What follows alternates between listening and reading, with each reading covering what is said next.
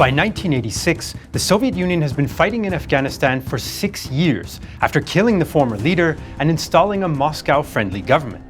Despite a surge in troop numbers under new leader Mikhail Gorbachev and new counterinsurgency tactics, the Afghan mujahedeen rebels have not been defeated.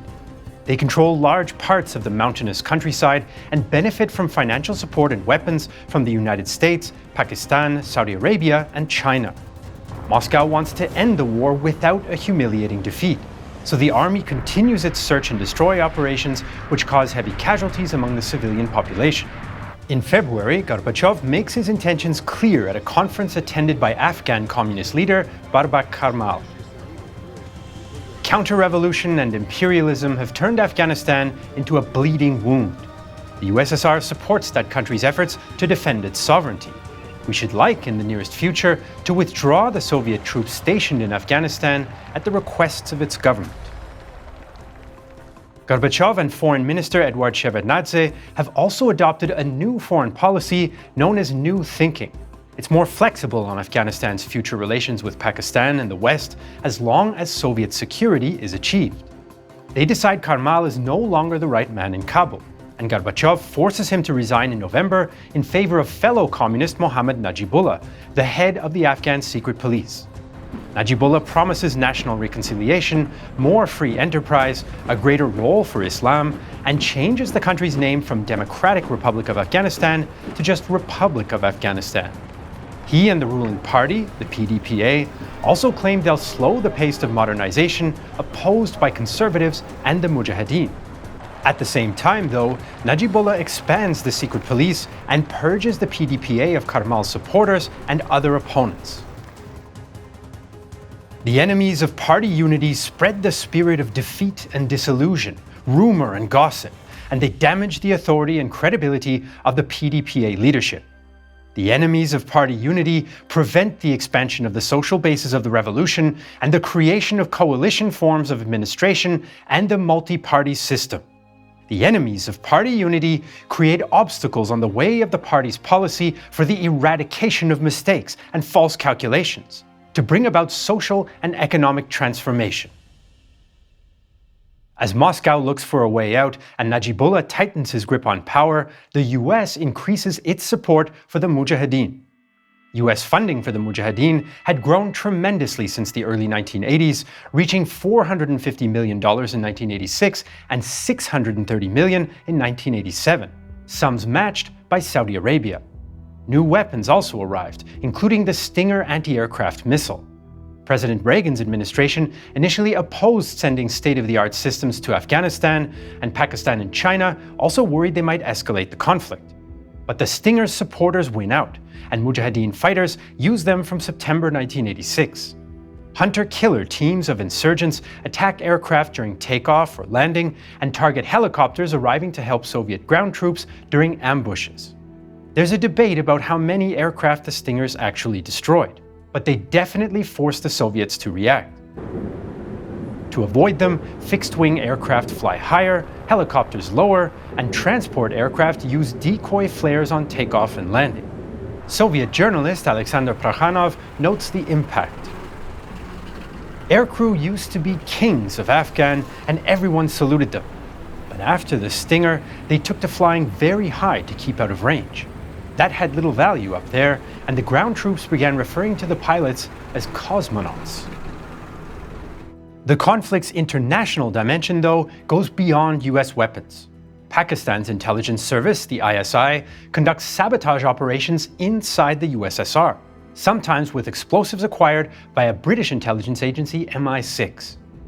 As the Soviets make little progress against the mujahedeen and US support grows, Moscow makes a decision. Politburo members are split over what to do. Moderates like Gorbachev want out, but hardliners like KGB chief Viktor Chebrikov and senior Politburo member Andrei Gromyko want to keep fighting, or even take the fight into Pakistan. Armed Forces Chief of Staff Sergei Akhromeyev, though, admits the war is going badly. We control Kabul and the provincial centers, but on occupied territory, we cannot establish authority. We have lost the battle for the Afghan people. The government is supported by a minority of the population. Our army has fought for 5 years. It is now in a position to maintain the situation at the current level. But under such conditions, the war will continue for a long time. In the end, the Politburo resolves to leave within 2 years, though Shevardnadze insists they should continue to support the PDPA regime. Gorbachev pulls the plug because he wants to focus on his major reforms of glasnost and perestroika, and because the cost of the war is exploding, from 4.3 million rubles a day in 1984 to 14.7 million a day in 1987. But he also feels the pressure from Soviet civil society, which can now express itself more openly. I think the quicker our forces are pulled out and the quicker American weapons are taken out of the country, the better it will be, both for the Afghan people and for our people as well. I don't know, maybe it was a failure. Returning veterans create associations which criticize the lack of state care for them, and channel resentments like those expressed by a former military advisor. I used my gun there, but at the same time, I respect those people. I even like them. I like their songs, their prayers, calm and endless like their mountains. But I sincerely believed that a nomad's tent is worse than a 5-story house, that without a toilet bowl, there is no culture. And we were going to swamp them with toilet bowls and build them brick houses, teach them to drive tractors. And we brought them desks for their offices, and carafes for water, and red tablecloths for official meetings, and thousands of portraits of Marx, Engels, and Lenin. The peasants didn't want to take the land that we gave to them, because it belongs to Allah. A man can neither take it nor give it. The smashed skulls of their mosques gazed at us as if they were looking from outer space. We'll never know how an ant sees the world. Read about that in Engels. Every morning, the children came to their class and wrote on the wall with pieces of charcoal left after the fire. After classes, they whitewashed it, and it looked like a clean sheet of paper again. They brought a lieutenant back from the bush without any arms or legs, without any male parts. The first words he uttered after the shock were, "How are my boys?" It's all been paid for, and we paid more than anyone, more than you. We don't want anything, but everybody's used to doing something. Giving us medicine, giving us a pension, giving us an apartment, giving us something and forgetting. This giving has been paid for in expensive currency, blood. Concerned and angry Soviet women formed the influential Committee of Soldiers' Mothers, which becomes a prominent critic of the army and the war, especially for non-ethnic Russians. Popular artists like singer Viktor Tsoi and his band Kino speak for millions with pro-reform and anti-war songs that draw huge crowds. As the Politburo envisions a withdrawal, the war grinds on, and a notable Saudi draws attention in the region. In summer 1986, Osama Bin Laden moves from his native Saudi Arabia to Pakistan and sets up a base for Arab volunteers across the border in Jaji. He intends to expand his long-standing support for the mujahedeen via his Afghan Service Bureau. But Spetsnaz forces attack his compound in April 1987. After a week of fighting, Bin Laden and other survivors retreat back into Pakistan. Fighter Abdullah Anas later remembers the effect of the battle. In the grand scheme of things, it was a small battle. But for the Arabs and the Gulf countries, it was a morale booster and a huge propaganda victory. The news was broadcast on the airwaves and in the papers. It raised our esteem amongst the Afghans and showed them that we could fight by ourselves. It also helped to create one of the foundational myths about the fighting prowess of the Afghan Arabs and made us overlook many things. Bin Laden wants to expand the local struggle in Afghanistan into a global jihad. They argue with other Arabs and with Afghan mujahedeen who want to focus on the struggle for national liberation more than international Islamism. Still, Arab volunteers have a significant presence, especially in the areas along the Pakistani border. The Afghan mujahedeen, though, are split between themselves as well. Many fighters are disillusioned with the exiled Islamist political leaders in Peshawar, partly because Pakistani intel manipulates them by funneling international money and weapons to radical factions. A meeting of 1,200 mujahedeen commanders in July 1987 demands more control. The right of determining the future destiny of Afghanistan lies with the heirs of the martyrs and with the Muslims of the trenches, who are struggling in bloody fronts and are ready to be martyred. Nobody else is allowed to make decisions determining the fate of the nation. But the war is ruining the nation whose fate is so hotly disputed. In Kandahar, for example, 90% of the 250,000 residents have fled, including Atta Mahmoud. Kandahar city is no more. No more, I tell you. There's not a street or a building standing. No more nut or apple trees. No bazaars. Just 1 meter of dust and new paved roads for Russian tanks and security patrols. With Bin Laden and other Arabs established as an anti-Soviet force, Afghan mujahedeen continue the war against government forces and the Soviet army. One of the many hotspots is the road linking Kabul, Gardez and Røste. In November 1987, the Soviets launch Operation Magistral, the biggest military operation of the entire war, to take back control of the Gardez-Røste section and lift the years-long siege of Røste as a sign of strength. About 24,000 Soviet and Afghan government troops move against the mujahedeen under the experienced Jalaluddin Haqqani. Haqqani's men mine the approaches and are equipped with rocket launchers and recoilless rifles. The Soviets drop parachute dummies to get the mujahedeen to reveal their locations, then begin a two-pronged assault. One attack fails, but the other surprises weaker tribal militiamen at the Saroti Pass. Soviet artillery fire is heavy. The intensity of Soviet shelling was so great that the chemical residue from the explosions had contaminated the streams. Some of us thought that the Soviets had poisoned the water, since 1 glass of water would choke you up and make you very ill. Over the next weeks, Soviet and Afghan government forces make progress, eventually relieving besieged Afghan army forces at Røste in late December. In early January, though, the mujahedeen strike back. The men of the Soviet 345th Parachute Regiment are meant to guard the main road near Sarani, but they're spread out on mountain peaks too far away from each other for mutual support. Insurgents batter the regiment's 9th Company on Hill 32-34, leading to intense close-quarters fighting. Igor Tikhonenko later recalls. You could say that a machine gunner was a dead man walking. Whenever a machine gun opened fire, all the enemy's grenade launchers were immediately directed at it. Everyone tried to take it out.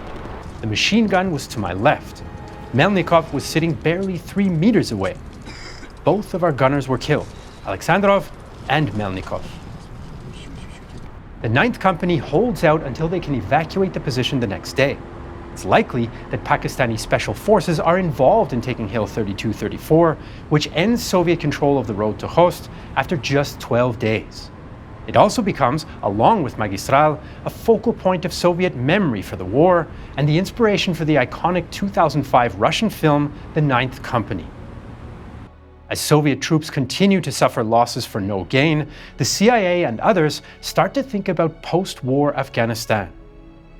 Moscow hopes Najibullah will rule as a moderate communist and remain friendly, but they accept the risk that the PDPA regime might collapse. CIA analysts point to the uncertainty, assessing that a mujahedeen-led government would be at best ambivalent and at worst actively hostile towards the West and the United States. Pakistan's President Zia-ul-Haq, on the other hand, is crystal clear on his vision before his death in 1988. We have earned the right to have in Kabul a power which is very friendly towards us. We have taken risks as a frontline state, and we will not permit a return to the pre-war situation, marked by large Indian and Soviet influence and Afghan claims on our own territory. The new power will be really Islamic, a part of the Islamic Renaissance, which, you will see, will someday extend itself to the Soviet Muslims. Iran also continues to support the Shia Mujahedeen in central Afghanistan and trains several Afghan units in guerrilla warfare in Iran. They fight against Iraq in the ongoing Iran-Iraq war to gain experience and are then sent to Afghanistan. In Kandahar, the National Islamic Front of Afghanistan is fighting for control of the city, and Commander Ismail Gaylini is confident the communists can be beaten. If we really want to fight against them, we free Afghanistan. Not only Kandahar, all Afghanistan. Meanwhile, other mujahedeen commanders realize it will take more than just military power. Ahmed Massoud sketches plans in his diary. He wants an organized, centrally controlled, well-supplied army, new state media, agreements between mujahedeen leaders, and improved relations with opposition groups, including Afghan communists, and foreign countries, including the Soviets. On February 8, 1988, Gorbachev announces that the USSR will withdraw its troops, but untangling the army's presence in Afghanistan will not be easy.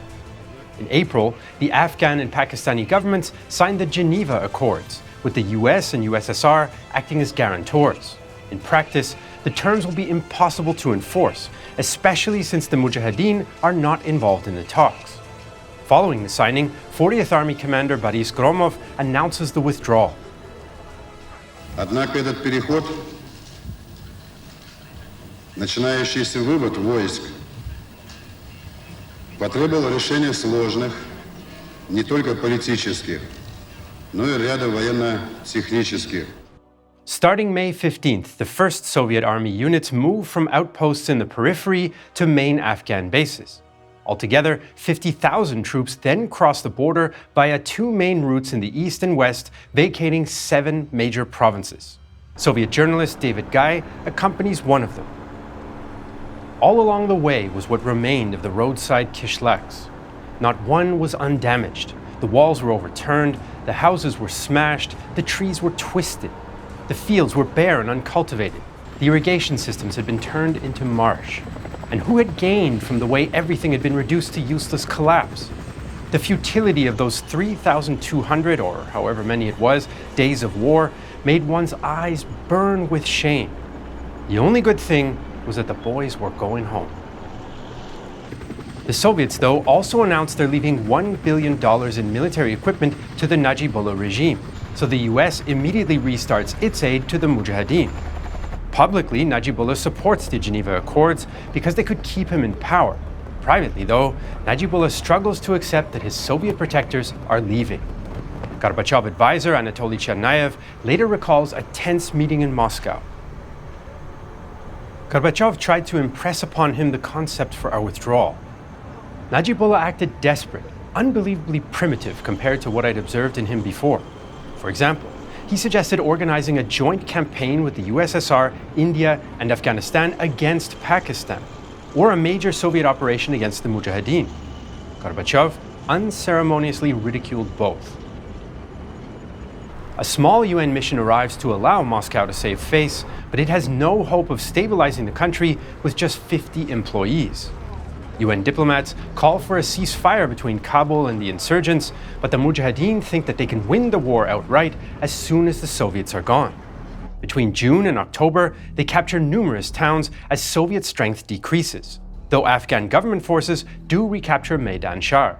In October and November, 2,000 insurgents under overall command of Abdul Rahim Wardak attack government bases along the main road east of Kabul. Several mujahedeen units cut off Jalalabad in preparation for a later attack on the city. After a feint retreat, the mujahedeen kill hundreds of DRA and remaining Soviet troops and capture their equipment, with only minimal losses. Politically, this shows that the mujahedeen are able to work together, but militarily, the attack drains sparse resources. In early 1989, Soviet envoy Yuli Vorontsov is trying to negotiate a new coalition government in Afghanistan, secure the release of Soviet POWs, and a ceasefire for the ongoing Soviet withdrawal. Well, it's difficult for me to give precise timetable. How soon people in the opposition will understand the futility of continuation of fighting? How soon the field commanders will reject the orders of getting from outside about the offensives, but I'm absolutely sure it will take not years, that some of the people say in the West. It will take months, and hopefully by the end of this summer we will have peace in Afghanistan. Najibullah and some Politburo members, though, insist on attacks in the Panjshir Valley. In January, Soviet aircraft fly 1,000 sorties, and Soviet gunners carry out 400 attacks over 3 days as part of Operation Typhoon. The chief Soviet military advisor in Kabul, General Sotskov, later reflects. Almost 10 years of the war were reflected as if in the mirror in 3 days and 3 nights. Political cynicism and military cruelty, the absolute defenselessness of some, and the pathological need to kill and destroy others. 3 awful days absorbed in themselves 10 years of bloodletting. Just a few weeks later, the last Soviet regular army units left Afghanistan on February 15th. Some special forces remain, and a Soviet airlift to Kabul brings a steady stream of supplies to keep Najibullah afloat, for now. Some of the last Soviet soldiers leaving have mixed feelings about the conflict. The sad thing is that the opposition groups have not understood that they were fighting and are fighting against their own people. The people who are very poor, who are hungry, and they are shelling them, they are killing them. This I can never understand. I often took part in combat operations and I lost 2 of my friends. One was a very close friend. After a decade, the Soviet-Afghan war is over, and it has a profound impact. Between 1.2 and 1.5 million Afghan civilians die during the conflict, and 1.5 million more become physically disabled. 200 to 300,000 mujahedeen fighters are also killed. By the end of the war, 6 million Afghan refugees live outside the country, while 2 million are internally displaced. The country is also covered in landmines. About 270,000 of them will continue to kill and maim for decades. The fighting and the Soviet practice of depopulating rural areas caused agricultural output to decline by 2/3 between 1978 and 1987. And damage to the irrigation system means it's easier to grow hardy opium plants than sensitive wheat.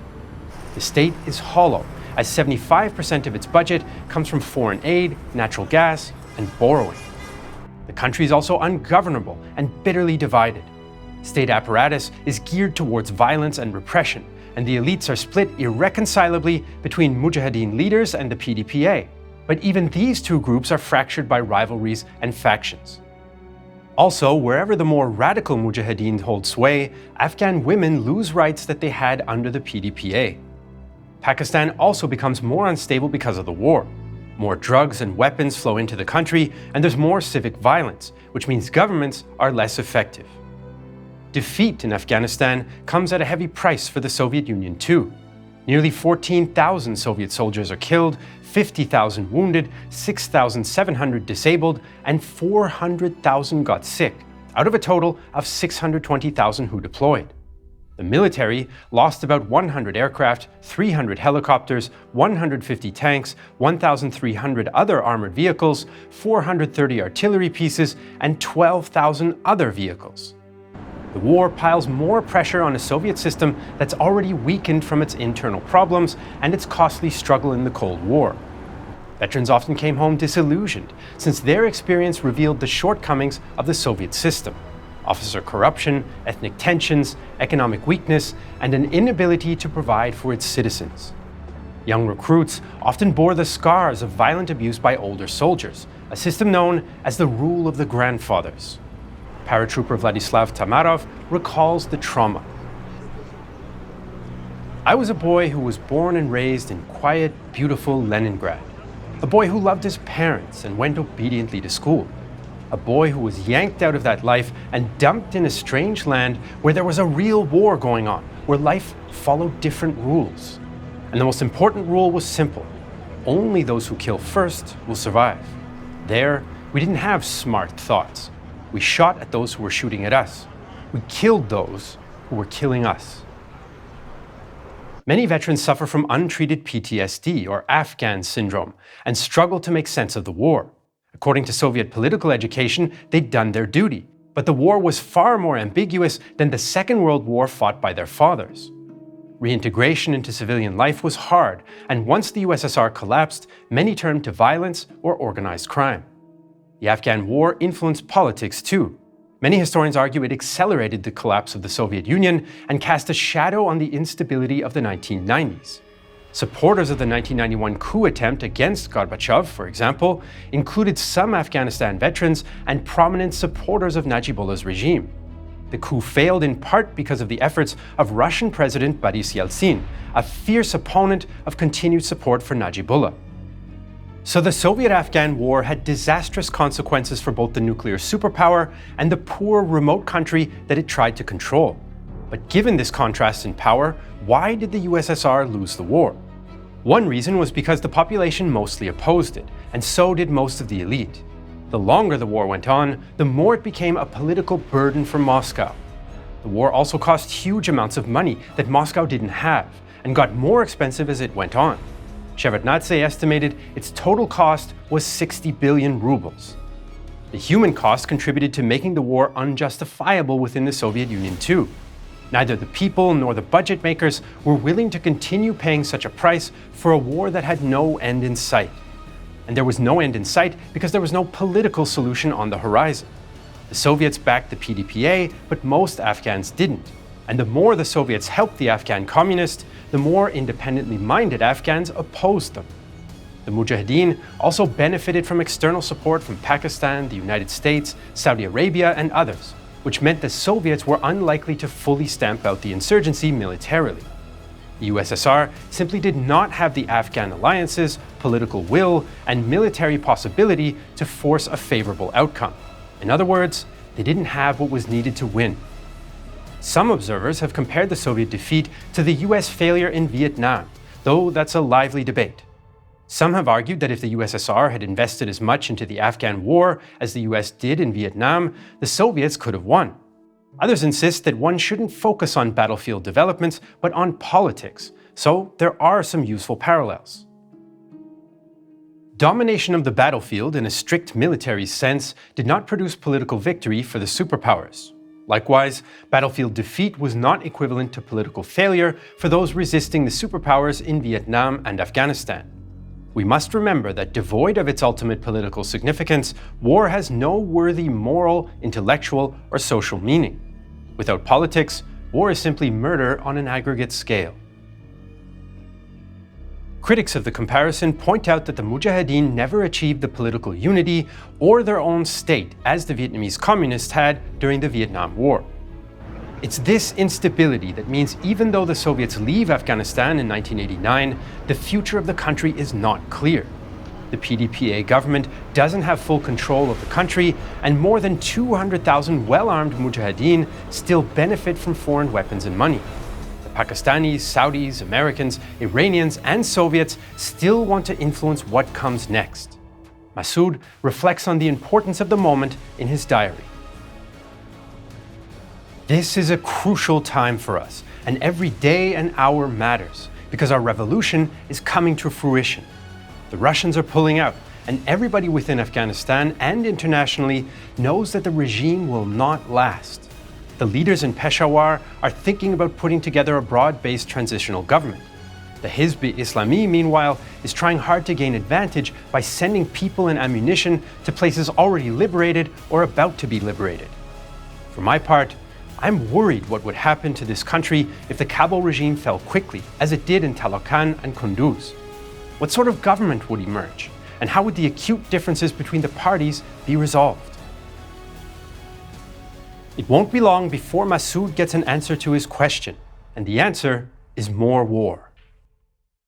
The fall of the Soviet Union is strongly intertwined with the fate of Afghanistan in the late 1980s and early 1990s, and the Soviet intervention is often called the Soviet Union's Vietnam. The attacks by the Mujahedeen on Kabul, for example, get compared with the highly publicized attacks on Saigon during the Tet Offensive in 1968. If you want to learn more about one of the most daring Viet Cong attacks on the American embassy in Saigon, check out our new series History's Most Daring Raids.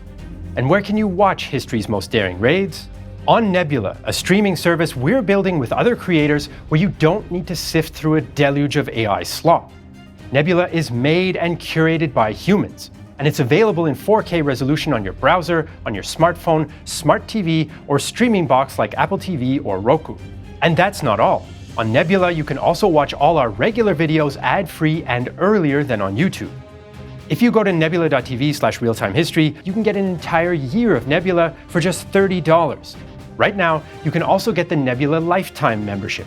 Pay once and get access to everything Nebula has to offer for as long as you and Nebula exist. If you go to nebula.tv/realtimehistory, you can save $200 on the regular price. The Lifetime membership allows us to invest in more original content and improve the platform for everyone. 1/3 of your Lifetime membership will also support us at Real-Time History directly. We want to thank Sofia Shirogorova and Mohammad Reza Karami for their help with this episode. To learn more about the Soviet-Afghan War, check out our previous 2 episodes on the topic. If you're watching this documentary on Patreon or Nebula, thank you so much for the support. We couldn't do it without you. I'm Jesse Alexander, and this is a production of Real-Time History, the only history channel that recommends listening to Blood Type by Kino.